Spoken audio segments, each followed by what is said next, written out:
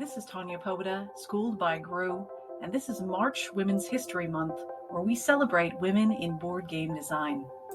This is Schooled by Gru, an exclusive series for Our Family Plays Games Voices, where I do a deep dive into my PhD dissertation research and share with you the findings before the rest of the world sees it, exclusively on Our Family Plays Games.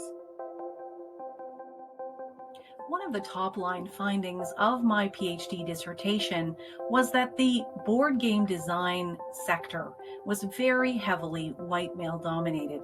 Of the top 400 Board Game Geek ranked games, 92.6%. One of the more famous or perhaps infamous examples of appropriated labor and disappeared contributions of women in board game design is the story of Lizzie McGee. In 1903, she applied for a patent for her game, The Landlord's Game. It was a game that would later go on to become Monopoly. And of course, for folks who know the story, you know that this is a story of theft and intrigue. Her design was actually stolen by Charles Darrow, a man who had lost his job and was down on his luck, and sold it to Parker Brothers. And what happened with Lizzie McGee was she was bought out for the paltry sum of $500. Well, Charles Darrow went on to become a multimillionaire as a result of his Monopoly game. The real story, of course, was Lizzie McGee had designed it. This is an image of Eleanor Abbott, who created Candyland. And the story of Candyland is actually a really beautiful one. Eleanor Abbott had spent many weeks in hospital convalescing from polio and wanted to give children something to take their mind off being away from friends and family and dealing with the long hours of convalescing in hospital, and wanted to give them something beautiful to take their minds off of that isolation and often pain. So she published this design in the late 40s to help children enjoy themselves. And also it comes from that feeling of empathy for kids dealing with tough situations. Now fast forward to modern times, and we have Elizabeth Hargrave, who is a wonderful example of a woman in board game design, who also does a lot of work to help other women and BIPOC designers get their voices heard in board game design. She actually conducted a fascinating, incredibly useful study called OMG, My Wife Wants to Play Your Game, where she did a deep dive analysis of participation in board game design fora and groups. And she created this wonderful analogy of a man going to a Zumba class, which is basically a Latin-inspired exercise.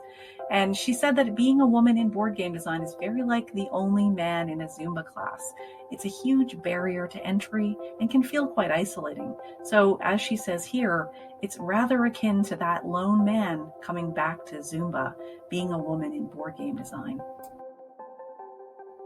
There are so many wonderful women in board game design. Women like Letitia Williams, who co-designed the mass market trivia game Black Card Revoked, which was then turned into a Black culture trivia show on BET. She's also the co-founder of the publishing company Cards for All People. Then there is Our Family Plays Games Voices own Fertessa Elise. She is the designer of the Book of Villainy, as well as an upcoming game called Mansplaining. The Book of Villainy is all about being a B-class villain, struggling to build up your infamy and get noticed. And Mansplaining is a game that's coming out in 2022, and I can hardly wait to get my hands on it. There's Tanisha Hall, the designer of Hillman the Game, which was a response to playing the game of life and not seeing Black representation in it.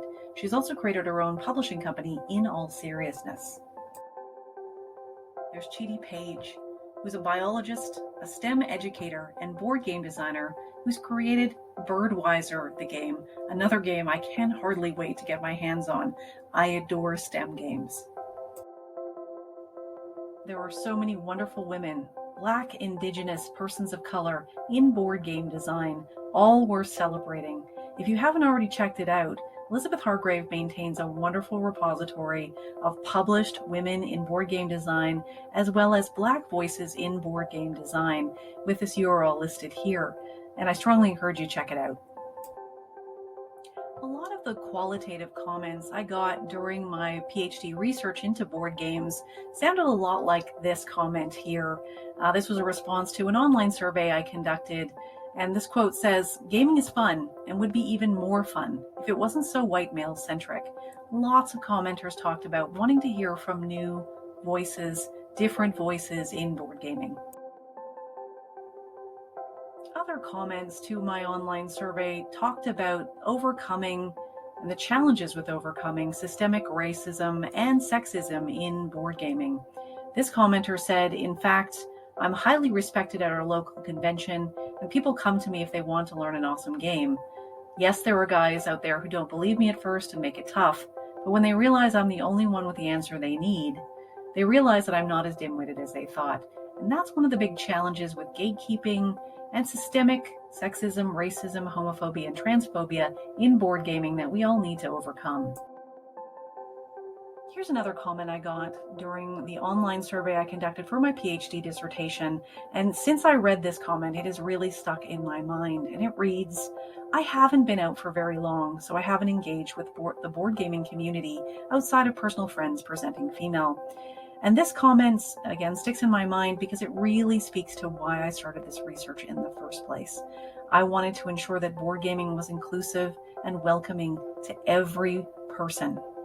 And as I celebrate women's accomplishment in board game design, I also celebrate my trans sisters' accomplishments in board game design within the hobby and their contributions to every part of life. My feminism includes my trans sisters. Here's a quote that I include in the final chapter of my dissertation, and it reads, "We need less games that are about cis white maleness. We need more feminism. We need more racial diversity. We don't just need one thing, we need more everything in gaming." And this is from Amber Coleman Mortley's 11-year-old daughter. She conducted her own book review of Feminism in Play, a book that means a lot to me. And I asked permission of Amber Coleman Mortley to include her daughter's quote in my dissertation because it really perfectly encapsulates what we all need to do to make board gaming a more vital, more flourishing sector and hobby. This has been my third episode of our Family Plays Games Voices, where we celebrate Women's History Month by looking at some of the women in board game design. Thanks so much for watching, and don't forget to subscribe to our Family Plays Games.